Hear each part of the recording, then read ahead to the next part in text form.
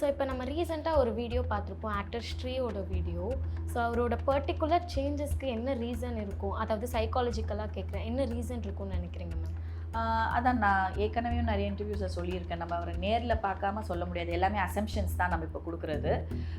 நம்மளுடைய அனுமானம் என்னென்னா, மேபி அவருக்கு ஒரு ஒரு பைப்போலாரோ இல்லை ஸ்கிசோஃப்ரெனியாவோ ஏதாவது ஒரு டிசீஸ் இருக்கலாம். அதனால ஹலூசினேஷன் இருக்கலாம். காதில் யாரோ பேசுகிற மாதிரி கேட்குறது, இல்லை யாரோ கூட இருக்கிற மாதிரி இருக்கிறது, இல்லை வெறுப்பின் உச்சம், ஃப்ரஸ்ட்ரேஷனாக இருக்கலாம். எல்லாரும் நம்மளை இப்படி பண்ணிட்டாங்க, ஏன்னா அவர் கொஞ்சம் ஃபினான்ஷியலி ஏமாற்றப்பட்டார் அப்படின்னு கேள்விப்பட்டேன். அண்ட் ஃபேமிலியை விட்டு விலகி இருக்கும்போது அந்த கேர் இல்லையே அப்படின்றது. ஸோ இதெல்லாம் ஒன்றா சேர்ந்து ஒருத்தவங்க மனதளவில் வந்து பாதிப்படைய செய்யும். அந்த பாதிப்பு தான் நம்ம பார்த்துட்ருக்கோம். பிரெயின் ராட்டுன்னு ஒரு விஷயம் இருக்குது. அதாவது மூளை அழுகி போகிறதுன்னு சொல்லலாம் தமிழில். ரொம்ப சோஷியல் மீடியா பார்க்கும்போது நம்மளுடைய மூளை வந்து அழுகி போகிற மாதிரி ஆகுது. அதாவது நமக்கு அட்டென்ஷன் இருக்கிறது இல்லை, மெமரி பவர் இருக்கிறது இல்லை, நம்மளுடைய இலக்கை நோக்கி நம்ம டிஸ்ட்ராக்ட் ஆகிறோம். அண்ட் எந்த விஷயம் செய்யணுன்னாலும் அறகுறையாக செய்கிறது. இது எல்லாமே வந்து இந்த பிரெயின் ராட்டில் நடக்கிறது. வீக்லி ஒன் டே கம்ப்ளீட்லி இந்த சோஷியல் மீடியாவிலேருந்து டிஜிட்டல்லேருந்தே வந்து ஆஃப் பண்ணிடுங்க. அது நான் வந்து எல்லா கிளைண்ட்ஸ் பேஷண்ட்ஸ்க்கும் சொல்கிற ஒரு விஷயம் தான்.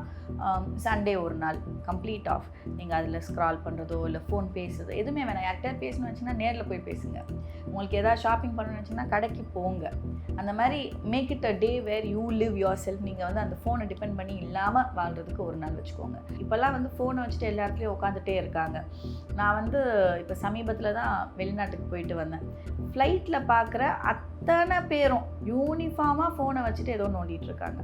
அவங்க ஜன்னலுக்கு வழியே எட்டி பார்க்கல, அக்கம் பக்கத்தில் என்ன நடக்குன்னு பார்க்கல. முன்னாடிலாம் நாங்கள் பக்கத்தில் பேசுவோம், நீங்கள் எங்கேருந்து வரீங்க, நாங்கள் எங்கேருந்து வரீங்க, அப்படியே யூனிஃபார்மாக. நான் ஃபோட்டோ கூட எடுத்திருக்கேன். அவ்வளோ பேரும் வயசு வித்தியாசம் இல்லாமல் ஃபோன் வச்சு அதை ஏதோ நோண்டிகிட்டே இருக்காங்க. ஸோ புரிஞ்சுக்கிறவங்க அழகாக அவங்களுடைய ட்ராக்கில் போயிட்டு தான் இருக்காங்க. பட் புரிஞ்சிக்காதவங்களுக்கு தான் புரிஞ்சுக்கலன்றதே தெரியல. ரெண்டாவது அது தெரிய வரும்போது அதுக்கு என்ன மாற்று பண்ணணுன்றதும் அவங்களுக்கு தெரியல. சரியான கைடன்ஸ் இருக்கிறது இல்லை. அண்ட் மோரோவர் அவங்களுக்கு பயங்கர ஈகோ வேறு இருக்குது. ஸோ யார் சொன்னாலும் கேட்குறது இல்லை. ஜென்ரலாகவே வந்து டீனேஜில் இருக்கவங்களுக்கு அடுத்தவங்க கொடுக்குற அட்வைஸு, அப்பா அம்மா சொல்கிற அட்வைஸ்லாம் பிடிக்காது.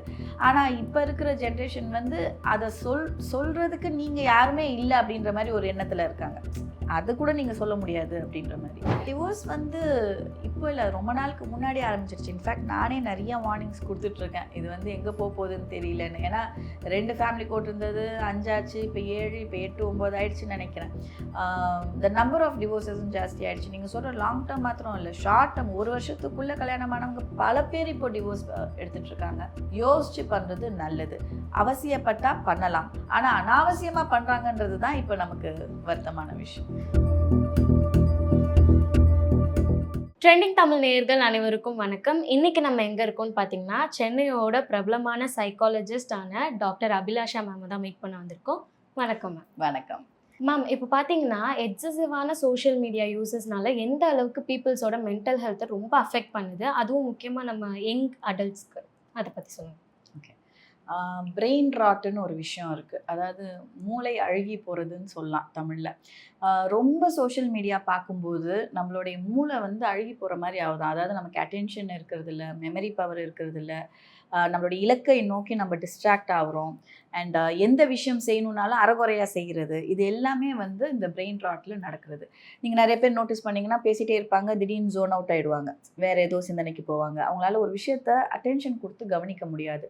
இது வந்து ஸ்டூடெண்ட்ஸுக்கோ இல்லை ஒரு வேலையில் புதுசாக சேர்ந்தவங்களுக்கோ பண்ண முடியலன்னா அவங்களுடைய லைஃபே பாதிக்கப்படும். அவங்களால அதை கம்ப்ளீட் பண்ண முடியாது. அதனால் இந்த பிரெயின் ராட்டுன்றது இந்த சோஷியல் மீடியா அதிகம் யூஸ் பண்ணுறதுனால ஏற்படக்கூடிய ஒரு நேரடி விளைவுன்றது சமீபத்தில் கண்டுபிடிச்சி இதுக்கு ஒரு பேரும் வச்சுருக்காங்க, பிரெயின் ராட் அப்படின்னு. அது தவிர வந்து உறவு சிக்கல்களாகட்டும், நேரம் விரயமாகட்டும், நம்ம ஒரு விஷயம் ஒரு மோட்டிவேஷனலாக போயிட்டுருக்கோம்னு நினச்சிக்கிட்டு தப்பாக போயிட்டுருக்கிறதாகட்டும், நிறைய வந்து தேவையில்லாத விஷயங்கள் பார்க்குறதாகட்டும், இது எல்லாமே வந்து சோஷியல் மீடியாவில் நடக்குது. ரொம்ப சின்ன வயசு லைக் டீனேஜில் இருக்கிற பசங்களுக்கெலாம் வந்து தவறான உறவுகள் உருவாகிறதுக்கும் இது வழிவகுக்குது. Okay ma'am. கான்ஸ்டன்ட்லி ப்ரொடக்டிவான ரொட்டீன் வச்சுக்கிறதுக்கு நீங்கள் ஏதாச்சும் ஒரு டிப்ஸ் அதை பற்றி சொல்லுங்கள். வீக்லி ஒன் டே கம்ப்ளீட்லி இந்த சோஷியல் மீடியாவிலேருந்து டிஜிட்டல்லேருந்தே வந்து ஆஃப் பண்ணிடுங்க. அது நான் வந்து எல்லா கிளைண்ட்ஸ் பேஷண்ட்ஸ்க்கும் சொல்கிற ஒரு விஷயம்தான். சண்டே ஒரு நாள் கம்ப்ளீட் ஆஃப். நீங்கள் அதில் ஸ்க்ரால் பண்ணுறதோ இல்லை ஃபோன் பேசுறதோ எதுவுமே வேணாம். யார்கிட்ட பேசணும்னு வச்சிங்கன்னா நேரில் போய் பேசுங்க. உங்களுக்கு எதாவது ஷாப்பிங் பண்ணணும்னு வச்சிங்கன்னா கடைக்கு போங்க. அந்த மாதிரி make it a day where you live yourself. நீங்கள் வந்து அந்த ஃபோனை டிபெண்ட் பண்ணி இல்லாமல் வாழ்கிறதுக்கு ஒரு நாள் வச்சுக்கோங்க. அதுக்கப்புறம் நிறைய வந்து இந்த காலத்தில் ஃப்ரெண்ட்ஸ் அப்படின்னா ஆயிரக்கணக்கான ஃப்ரெண்ட்ஸ் சோஷியல் மீடியாவில் வச்சுருக்கோம். ஆனால் நமக்கு டக்குன்னு மனசு விட்டு பேசுகிறதுக்கோ, இல்லை ஒருத்தவங்களுக்கு எந்த நேரமும் நான் கால் பண்ணால் அவங்க எடுப்பாங்க, எனக்கு இம்பார்ட்டன்ஸ் கொடுப்பாங்கன்றதுக்கோ, இல்லை நம்ம மேலே அக்கறை வச்சுருக்காங்க, நம்மளுடைய டே டு டே ஆக்டிவிட்டீஸை ஒருத்தவங்க நமக்காக கவனிக்கிறாங்க அப்படின்றதுக்கோ யாருமே இருக்கிறது இல்லை. ஸோ அந்த மாதிரி ஒரு நட்பு வட்டாரத்தை வளர்த்துக்கிறது ரொம்ப முக்கியம். அது இந்த காலத்தில் ரொம்ப குறைஞ்சிருச்சு. எல்லாருக்கும் என்ன தைரியம்னா, அதான் இருக்காங்கல்ல 500 ஃப்ரெண்ட்ஸ் இருக்காங்க நமக்குன்னு. அப்படிலாம் யாரும் அவங்கள பொறுத்த வரைக்கும் நீங்கள் யாரோ, உங்களை பொறுத்த வரைக்கும் அவங்க யாரோ.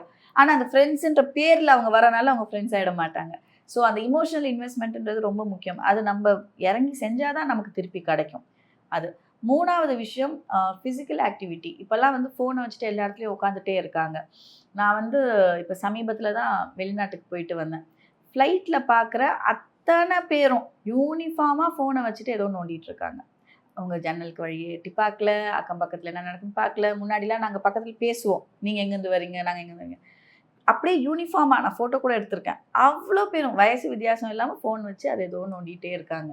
அந்த அளவுக்கு இதோட இன்ஃப்ளூயன்ஸ் இருக்குது அப்படின்னா நம்மளுடைய இயல்பு வாழ்க்கை மனிதாபிமானம், மனிதம் அப்படின்றது இருக்குது இல்லையா, நம்ம பீயிங் அ ஹியூமன்றது வந்து 4 பேர்கிட்ட பேசுகிறது, அறிவை வளர்த்துக்கிறது, எக்ஸ்ப்ளோர் பண்ணுறது. மனுஷனுக்கும் விலங்குக்கும் இருக்க பெரிய வித்தியாசமே எக்ஸ்ப்ளோரிங் தான். இது என்னவா இருக்கும், இது எப்படி இருக்கும், அந்த க்யூரியாசிட்டி, இதுக்குள்ளே என்ன இருக்கும், இதை வச்சு நம்ம என்ன பண்ணலாம் அப்படின்னு யோசிக்கிறது தான்.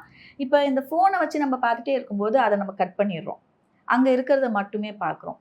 இன்னொரு விஷயம், இந்த ஃபார் எக்ஸாம்பிள் இங்கே ரீல்ஸ் எல்லாம் பார்த்தீங்கன்னா இமோஷனலி வந்து அது ஒரு ரோலர் கோஸ்டர் மாதிரி ஆகும். திடீர்னு ஒரு சோகம் வரும், திடீர்னு ஒரு நாய்க்குட்டி படம் வரும், திடீர்னு வந்து ஒரு ரத்த கலரியாக ஒன்று வரும். இந்த மாதிரி மாறி மாறி வரும்போது செகண்ட்ஸில் நீங்கள் அந்த இமோஷன்ஸை நீங்கள் ஆல்ட்ரு பண்ணுறீங்க இல்லையா, that is mentally not at all healthy. அது உங்களுக்கே இமோஷன்ஸ் வந்து கன்ஃபியூஸ் ஆகிடும், எதுக்கு எந்த இமோஷனை கொடுக்கணும்னு தெரியாமல் போயிடும். அதனால தான் இந்த காலத்தில் நிறைய பேர் ரொம்ப வந்து க்ரூடாக இருக்காங்க. அவங்களுக்கு அந்த இமோஷனல் இன்டெலிஜென்ஸ் ரொம்ப குறைவாக இருக்குது. அடுத்தவங்களுடைய வலியோ எம்பத்தைஸ் பண்ணுறது ரொம்பவே குறைவாக இருக்கிறதுக்கு காரணம் இதுவும் ஒன்று. அண்ட் சின்ன குழந்தைங்க இந்த மாதிரி பார்க்கும்போது என்ன ஆகும், அட்டென்ஷன் ஸ்பேன் குறைஞ்சிரும். ஸோ கோல்ட் ஃபிஷ் சிம்டம் அப்படின்னு சொல்லுவோம். ஒரு கோல்ட் ஃபிஷ்ஷுக்கு வந்து ரொம்ப சிறிய அட்டென்ஷன் ஸ்பேன் தான் இருக்கும். அது உங்களை இப்படி பார்க்கும், டக்குன்னு இப்படி நவுந்துரும், அதால் ஒரு ஃபோக்கஸ் கொடுக்க முடியாது. அதே மாதிரி தான் மனுஷங்களுக்கும் அந்த அட்டென்ஷன் கொடுக்க முடியல. இப்போ உதாரணத்துக்கு மழை பெய்யுது, நம்ம ஒரு எவ்வளோ நிமிஷம் நம்ம அந்த மழையை ரசிக்கலாம், அரை மணி நேரம் 1 மணி நேரம் கூட ரசிக்கலாம், மினிமம் 10 நிமிஷமாவது ரசிக்கலாம். பட் இன்றைக்கி இருக்கிறவங்களால 1 நிமிஷம் அப்படி மழை பெய்யுது அவ்வளோதான், அடுத்தது அதுக்கு மேலே ஏன் நாங்கள் அட்டென்ஷன் கொடுக்கணும் அப்படின்ற ஒரு எண்ணம் வருது. அதை நம்ம ப்ரொலாங் பண்ணணுன்னா, நம்மளுடைய இன்டெலிஜென்ஸ் நம்ம கையில் இருக்கணும்னா இந்த மாதிரியான டிஸ்ட்ராக்ஷன்ஸை குறைக்கணும். Okay ma'am. அதிகமான மன அழுத்தம் தான் யங் ஹார்ட் அட்டாக்கு ரீசனா? அதிகமான மன அழுத்தம் மட்டுமேன்னு சொல்ல முடியாது, லைஃப் ஸ்டைல் சேஞ்சஸும் இருக்குது. ஏன்னா இந்த காலத்தில் வந்து எல்லோரும் செடென்ட்ரி லைஃப் ஸ்டைல், உட்காந்த இடத்துலையே தான் வேலை செய்கிறாங்க. அண்ட் பெருசாக வந்து எக்ஸசைஸ், ஒன்று ஜிம்முக்கு போய் ஹார்ட் கோர் எக்ஸசைஸ் பண்ணுறாங்க, அப்படி இல்லைன்னா 0 எக்ஸசைஸ். அதே மாதிரி இமோஷ்னல் கண்டாமினேஷன். இப்போ நீங்கள் நிறைய பேர் பார்த்தீங்கன்னா ரிலேஷன்ஷிப்பில் இருப்பாங்க, இல்லை ஃபேமிலி லைஃப், ஹஸ்பண்ட் ஒய்ஃபே கூட எடுத்துக்கலாம். ஒரு ஹெல்த்தியான ரிலேஷன்ஷிப்பே இருக்கிறதுல ரொம்ப ரேராக தான் ஹெல்த்தியாக இருக்காங்க. மற்றபடி அவங்களுடைய எக்ஸ்பெக்டேஷன்ஸ், அவங்களுடைய ஃபைட், இதெல்லாம் அன்ரிசால்வ்டாக இருக்கிறப்ப அதுவுமே வந்து ஒரு பேர்டன் தான். அதுக்கப்புறம் ஃபினான்ஷியல் க்ரைசிஸ். இப்போ எல்லாருக்குமே ஃபினான்ஷியல் க்ரைசிஸ் இருக்குது. 10 ரூபா சம்பாதிக்கிறவங்களுக்கு 100 ரூபா வேணும், 100 ரூபா சம்பாதிக்கிறவங்களுக்கு 1000 ரூபா வேணும். அந்த மாதிரி எல்லாருக்குமே அடுத்தடுத்து தேவைப்படுது. அது ஒரு க்ரைசிஸாக வந்து மாறுது. அண்ட் நான் ஃபஸ்ட்டு சொன்ன மாதிரி ஒரு நல்ல சர்க்கிள் இல்லாதனால ஒரு ஷேரிங் அண்ட் கேரிங்ன்றது ரொம்ப குறைஞ்சிட்டப்ப தனியாக இருக்கிற ஒரு ஃபீலிங் வந்துடும். அபெண்டண்ட்டாக இருக்கும், நம்மளை நிராகரிச்சிட்டாங்க, யாருமே இல்லை நமக்குன்னு. அந்த ஃபீலிங்கும் மன அழுத்தத்தை கொடுக்கும். ஸோ இது எல்லாம் ஒன்றா சேர்ந்து கெட்ட பழக்க வழக்கங்கள். இப்போலாம் நீங்கள் வந்து ஒரு பார்ட்டினாலே ட்ரிங்க்ஸ் இருக்குது. ட்ரிங்க்ஸ் எல்லாம் இப்போ தாண்டி அடுத்தடுத்த லெவல் போயிட்டாங்க. ஸோ இது எல்லாம் உடம்பை கெடுக்க தானே செய்யும், மனசையும் உடம்பையும் கெடுக்கும். அது டெஃபினட்டாக வந்து வீக் ஆக்கும். அதனால் ஹார்ட் இஷ்யூஸ் வரதுக்கு வாய்ப்பு. Okay ma'am. ஸோ இப்போ நம்ம ரீசெண்டாக ஒரு வீடியோ பார்த்துருப்போம், ஆக்டர் ஸ்ரீயோட வீடியோ. ஸோ அவரோட பர்டிகுலர் சேஞ்சஸ்க்கு என்ன ரீசன் இருக்கும், அதாவது சைக்காலஜிக்கலாக கேட்குறேன், என்ன ரீசன் இருக்கும்னு நினைக்கிறீங்க மேம்? அதான் நான் ஏற்கனவே நிறைய இன்டர்வியூஸில் சொல்லியிருக்கேன், நம்ம அவரை நேரில் பார்க்காம சொல்ல முடியாது, எல்லாமே அசம்ஷன்ஸ் தான் நம்ம இப்போ கொடுக்குறது. நம்மளுடைய அனுமானம் என்னென்னா, மேபி அவருக்கு ஒரு பைப்போலாரோ இல்லை ஸ்கிசோஃப்ரெனியாவோ ஏதாவது ஒரு டிசீஸ் இருக்கலாம், அதனால ஹலுசினேஷன் இருக்கலாம், காதில் யாரோ பேசுகிற மாதிரி கேட்குறது, இல்லை யாரோ கூட இருக்கிற மாதிரி இருக்கிறது, இல்லை வெறுப்பின் உச்சம், ஃப்ரஸ்ட்ரேஷனாக இருக்கலாம். எல்லாரும் நம்மளை இப்படி பண்ணிட்டாங்க, ஏன்னா அவர் கொஞ்சம் ஃபினான்ஷியலி ஏமாற்றப்பட்டார் அப்படின்னு கேள்விப்பட்டேன். அண்ட் ஃபேமிலியை விட்டு விலகி இருக்கும்போது அந்த கேர் இல்லையே அப்படின்றது. ஸோ இதெல்லாம் ஒன்றா சேர்ந்து ஒருத்தவங்க மனதளவில் வந்து பாதிப்படைய செய்யும். அந்த பாதிப்பு தான் நம்ம பார்த்துட்ருக்கோம். Okay ma'am. இப்போ இருக்கிற ஜென்சி ஜென்ரேஷன்ஸ்க்கு வந்து அந்த சிச்சுவேஷன் லைஃப் ஃபேக்ட்ஸ் எல்லாம் புரிஞ்சுக்கிற அந்த சக்தி இருக்கா? அதை அண்டர்ஸ்டாண்ட் பண்ணிப்பாங்களா? 2 பேருமே இருக்காங்க. நல்லா புரிஞ்சுக்கிறவங்களும் இருக்காங்க, கம்ப்ளீட்டாக புரிஞ்சிக்காதவங்களும் இருக்காங்க. என்ன இங்கே சின்ன பிரச்சனைனா, இந்த புரிஞ்சிக்காதவங்களோட எண்ணிக்கை அதிகமாயிடுச்சு. ஸோ புரிஞ்சுக்கிறவங்க அழகாக அவங்களுடைய ட்ராக்கில் போயிட்டு தான் இருக்காங்க. பட் புரிஞ்சிக்காதவங்களுக்கு தான் புரிஞ்சிக்கலன்றதே தெரியல. 2வது அது தெரிய வரும்போது அதுக்கு என்ன மாற்று பண்ணணுன்றதும் அவங்களுக்கு தெரியல. சரியான கைடன்ஸ் இருக்கிறது இல்லை. அண்ட் மோரோவர் அவங்களுக்கு பயங்கர ஈகோ வேறு இருக்குது. ஸோ யார் சொன்னாலும் கேட்கறது இல்லை. ஜென்ரலாகவே வந்து டீனேஜில் இருக்கவங்களுக்கு அடுத்தவங்க கொடுக்குற அட்வைஸு, அப்பா அம்மா சொல்கிற அட்வைஸ்லாம் பிடிக்காது. ஆனால் இப்போ இருக்கிற ஜென்ரேஷன் வந்து அதை சொல்கிறதுக்கு நீங்கள் யாருமே இல்லை அப்படின்ற மாதிரி ஒரு எண்ணத்தில் இருக்காங்க. அது கூட நீங்கள் சொல்ல முடியாது அப்படின்ற மாதிரி. எல்லாருக்குமே நமக்கு கைடன்ஸ் வேணும். முன்னாடி ஜென்ரேஷன் நமக்கு சொல்லி கொடுத்தது தான் எல்லாமே. நம்ம முன்னோர்கள் என்னென்ன காமிச்சு கொடுத்தாங்களோ அதுதான் நம்ம பண்ணிகிட்ருக்கோம். ஆனால் திடீர்னு வந்து நான் தனியாக இயங்குறேன், எனக்கு உங்களை விட அதிகமாக தெரியும், நான் உங்களை விட அதிகமாக சம்பாதிக்கிறேன், இந்த ஒரு ஆட்டிடியூடோடு இருக்கும்போது நீங்கள் அட்வைஸ் எடுத்துக்கிறதுக்கு தயாராக இல்லைன்றப்ப ஒரு இக்கட்டான சூழ்நிலையில் மாட்டிக்குவோம். அது நிறைய இளைஞர்கள் வந்து ஃபேஸ் பண்ணிட்டு இங்கே வராங்க. எனக்கு வந்து இப்போ நான் ஐம் லாஸ்ட், இப்போ எனக்கு என்ன பண்ணணும்னு தெரியல, நெக்ஸ்ட்டு நான் வந்து சம்பாரிச்சிட்டேன், எனக்கு வந்து ஒரு லவ் இருக்குது, எனக்கு வந்து இந்த பழக்கங்கள்லாம் இருக்குது, எல்லாம் இருக்குது, ஆனால் இப்போ எனக்கு நெக்ஸ்ட் மூவ் பண்ண தெரியல, நான் ஸ்டக்கப் ஆகிருக்கேன் அப்படின்னு சொல்லுவாங்க. ஸோ அந்த சீரான ஒரு மூமெண்ட்டுன்றது ரொம்ப முக்கியம் ஒரு ஹெல்த்தி லைஃபுக்கு. நம்ம வந்து எப்படி ஃபிசிக்கல் ஹெல்த்தை பற்றி எப்பவுமே பேசுகிறோம் இல்லையா, அதே மாதிரி மென்டல் ஹெல்த்துன்னு பேசும்போது அதில் 2 வகை இருக்குது. உங்களுடைய மென்டல் ஹெல்த்லேயே உங்கள் பிஹேவியர், இமோஷன்ஸ் எல்லாமே வருது. ஸோ நீங்கள் என்ன யோசிக்கிறீங்க, எப்படி உங்களோட செயல்பாடுகள் இருக்குது, இதுவும் அதுக்குள்ளே வருது. ஸோ உங்களுடைய பிஹேவியரை மட்டும் மோசமாக வச்சுட்டு இமோஷன்ஸை பெட்டராக்கி அப்படி பண்ண முடியாது. எல்லாமே ஹெல்த்தியாக இருந்தால் தான் you are a healthy person. Okay ma'am. Lots of divorces பார்க்குறோம். அதுவும் லாங் டேர்ம் ரிலேஷன்ஷிப்பில் இருந்தும் கூட அவங்களுக்கு ஒரு புரிதல் இல்லைன்னு போய் டிவோர்ஸில் நிற்குது. ஸோ இதை பற்றி என்ன நினைக்கிறீங்க? இல்லை, டிவோர்ஸ் வந்து இப்போ இல்லை, ரொம்ப நாளுக்கு முன்னாடி ஆரம்பிச்சிருச்சு. இன்ஃபேக்ட் நானே நிறைய வார்னிங்ஸ் கொடுத்துட்ருக்கேன், இது வந்து எங்கே போகுதுன்னு தெரியலன்னு. ஏன்னா 2 ஃபேமிலி கோர்ட் இருந்தது, 5 ஆச்சு, இப்போ 7, இப்போ 8, 9 ஆயிடுச்சுன்னு நினைக்கிறேன். த நம்பர் ஆஃப் டிவோர்ஸஸும் ஜாஸ்தி ஆகிடுச்சு. நீங்கள் சொல்கிற லாங் டேர்ம் மாத்திரம் இல்லை, ஷார்ட் டேர்ம் 1 வருஷத்துக்குள்ளே கல்யாணமானவங்க பல பேர் இப்போ டிவோர்ஸ் எடுத்துகிட்ருக்காங்க. அண்ட் என்னை பொறுத்த வரைக்கும் டிவோர்ஸுன்றது தப்பான்னு கேட்டால் இல்லை. உண்மையான காரணம் இருக்கும் பட்சத்தில் டிவோர்ஸ் நல்லது தான். அதனால தான் லீகலி அப்படி ஒரு ஃபெசிலிட்டி இருக்குது. ஏன்னா நீங்கள் ஒருத்தவங்கள ஹார்ம் பண்ணிக்காதீங்க, விரோதம் வேணாம், எல்லண்டோ பிரச்சனை வரக்கூடாது, அதனால் நீங்கள் சுமூகமாக பிரிஞ்சிருங்கிறது தான் லீகலி அப்படி ஒரு ஃபெசிலிட்டி இருக்குது. பட் என்ன ப்ராப்ளம்னா, எதுக்காக டிவோர்ஸ் பண்ணுறாங்கன்றது தான் கேள்வி. ஒன்று, உங்களுக்கு வந்து 2 பேருக்கும் காம்பேட்டபிலிட்டி இல்லை ஒருத்தர் வந்து சீட் பண்ணுறாங்க இன்னொருத்தவங்கள, இல்லை ஃபினான்ஷியலி வந்து இன்னொருத்தவங்கள வந்து ஸ்ட்ரெயின் பண்ணுறாங்க, இந்த மாதிரி ஒரு காரணம், இல்லை கெட்ட பழக்க வழக்கவங்களே இம்பார்ட்டண்ட்டாக இருக்காங்க, இல்லை கேம்பிளிங்கில் ரொம்ப இருக்காங்க, இந்த மாதிரி ஏதாவது ஒரு காரணம் வச்சு டிவோர்ஸ் பண்ணால் பரவாயில்ல.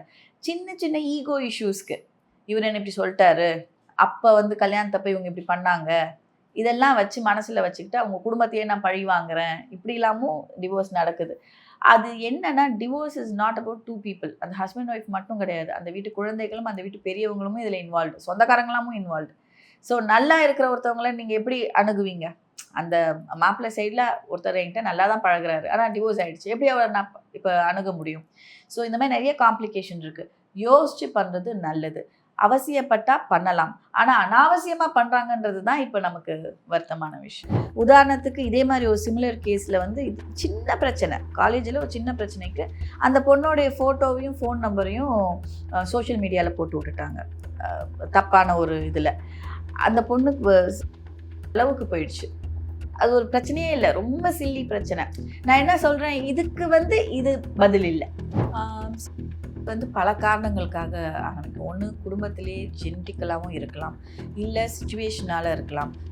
2 வகைப்படும். ஒன்று ப்ரீ பிளான்டு, நல்லா பிளான் பண்ணி அவங்களுக்கு பிடிச்சதை எல்லாருக்கும் கொடுத்து எல்லாருக்கும் ஃபோன் பண்ணி நான் போயிட்டு வரேன்லாம் சொல்லிட்டுலாம் டேட்டு ஃபிக்ஸ் பண்ணி பண்ணுறவங்களாவும் இருக்காங்க. இன்னொரு பக்கம் இப்போ நீங்கள் சொன்ன மாதிரி இம்பல்சிவாக டெசிஷன் எடுக்கிறது. என்னை இப்போ அவமானப்படுத்திட்டாங்க, இப்போ நான் ஃபெயில் ஆகிட்டேன், நெக்ஸ்ட்டு எனக்கு என்னென்னு பிளாங்க் ஆகிடுச்சு, அதனால் பண்ணுறேன், இல்லை கோவத்தில் அவங்கள பழி வாங்குறதுக்காக நான் பண்ணுறேன், இல்லை குற்ற உணர்ச்சியில் என்னால் தானே இப்படி ஆகிப்போச்சு நானே இல்லாமல் போயிடுறேன், இந்த மாதிரி காரணங்களுக்காக பண்ணுவாங்க. இன்னொன்று, இந்த சோஷியல் மீடியா வந்ததுலேருந்து ஒருத்தவங்களை வந்து கெட்டவங்களாக ப்ரொஜெக்ட் பண்ணுறதுக்கு நிறைய வழிகள் இருக்குது. மற்றவங்க ஏற்றி விடுறதாகட்டும், நம்மளே பார்க்குறதாகட்டும், என்ன ஒரு மெசேஜ் போட்டு யாரோ டெலீட் பண்ணியிருக்காங்கனாலே முடிஞ்சு போச்சு. ஒய்ஃபோடைய ஃபோன் எடுத்து நைட்டு 12:30 மணிக்கு மெசேஜ் போயிருக்கு, ஆனால் டெலீட் ஆகிருக்கு, அவ்வளோதான். அது சும்மா கூட இருக்கலாம், ஃப்ரெண்ட்ஸாக கூட இருக்கலாம், இல்லை தப்பாக ஏதோ அமுக்கிட்டு கூட டெலீட் பண்ணியிருக்கலாம். அது என்ன ஏதுன்னு பேசுகிற பொறுமை கூட இந்த காலத்தில் இல்லை. அங்கே தான் வந்து பிரச்சனையாகுது.